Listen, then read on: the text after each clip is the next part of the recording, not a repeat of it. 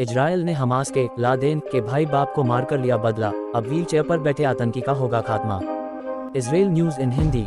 Israel की सेनाओं ने हमास के मिलिट्री चीफ और शनिवार को हुए आतंकी हमले के मास्टरमाइंड मोहम्मद दीफ पर बड़ा हमला किया है। इजरायल ने उसके पिता के घर पर बम बरसाए हैं, जिसमें उसके पिता और भाई की मौत कर खबरें हैं। इजरायल हमास युद्ध के 5वें दिन इजरायल रक्षा बलों ने बुधवार को दावा किया है उसने गाजा पट्टी के अल फुरकान इलाके में 200 से अधिक ठिकानों पर हमला किया है। इसमें उनके कई लक्ष्यों में से एक हमास के मिलिट्री चीफ मोहम्मद दीफ के पिता का घर भी था। कुछ रिपोर्टों में दावा किया गया है कि खान यूनिस में उनके पिता, भाई और बच्चों सहित उनके परिवार के कई सदस्य मारे गए थे। मोहम्मद दीफ एक रहस्यमय व्यक्ति है और इजरायल का मोस्ट वांटेड आतंकी है। उसके बारे में कोई खबर नहीं है। व्हील चेयर पर चलने वाला नेता साल 2002 से हमास की मिलिट्री विंग का लीडर है। मोसाद ने दीफ को खत्म करने के लिए कई प्रयास किए, लेकिन वह हर बार बच गया।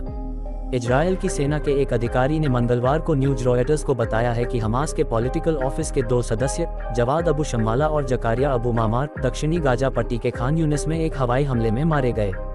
अलग अलग बयानों में इजरायली सेना ने अबू शम्माला और अबू मामार की हत्या की पुष्टि की और कहा कि उन पर रात भर हमला किया गया था। मोहम्मद दीफ के बारे में कोई ज्यादा नहीं जानता है। उसके बारे में बस इतना मालूम है कि उसका जन्म सन 1965 के दशक में गाजा में खान यूनिस शरणार्थी शिविर में हुआ था। उस समय गाजा पर मिस्र का कब्जा था। साल 2021 में दीफ की बीबीसी प्रोफाइल के मुताबिक हमास की स्थापना के समय दीफ एक युवा व्यक्ति रहा होगा।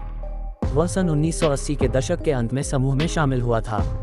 इजरायल के खिलाफ सशस्त्र प्रतिरोध के लिए प्रतिबद्ध दीफ जल्द ही हमास की सैन्य इकाई इज्जेदीन अल-कसम ब्रिगेड के अंदर मजबूत होता गया। दीफ ने गाजा में इस्लामिक विश्वविद्यालय से विज्ञान में डिग्री हासिल की। यहाँ पर उसने फिजिक्स, केमिस्ट्री और बायोलॉजी की पढ़ाई की। साथ ही आर्ट्स के लिए भी उसका लगाव था। वह यूनिवर्सिटी की एंटरटेनमेंट कमेटी का लीडर था और मंच पर कॉमेडी करता था। मोहम्मद दीफ को नौ जिंदगी पाने वाली बिल्ली कहा जाता है, क्योंकि एक आंख वाला यह व्यक्ति 5 बार इजरायल के हमले में बच गया है। कुछ में तो वह गंभीर रूप से घायल भी हो गया था। उसकी पत्नी, 7 महीने का बेटा और 3 साल की बेटी साल 2014 में इजरायली हवाई हमले में मारे गए थे। वह अक्सर वीडियो में नकाबपोश ही नजर आता है या फिर सिर्फ उसकी परछाई ही दिखती है। वह कभी भी स्मार्टफोन जैसी मॉडर्न डिजिटल टेक्नोलॉजी का उपयोग नहीं करता है। दूसरी ओर इजरायल के रक्षा मंत्री योव गैलेंट ने कहा है कि सैनिकों पर कोई प्रतिबंध नहीं है। सेना ने गाजा पर नियंत्रण हासिल कर लिया है। गैलेंट का कहना था कि सैनिकों के पास गाजा की हकीकत को बदलने की ताकत होगी। उन्होंने कीमतें चुकाई हैं और अब बदलाव देखने को मिलेगा। हमास गाजा में बदलाव चाहता था और ऐसा होकर रहेगा। रक्षा मंत्री के मुताबिक हमास को उस पल पर पछतावा होगा। गाजा कभी भी वैसा नहीं हो पाएगा जैसा वह था।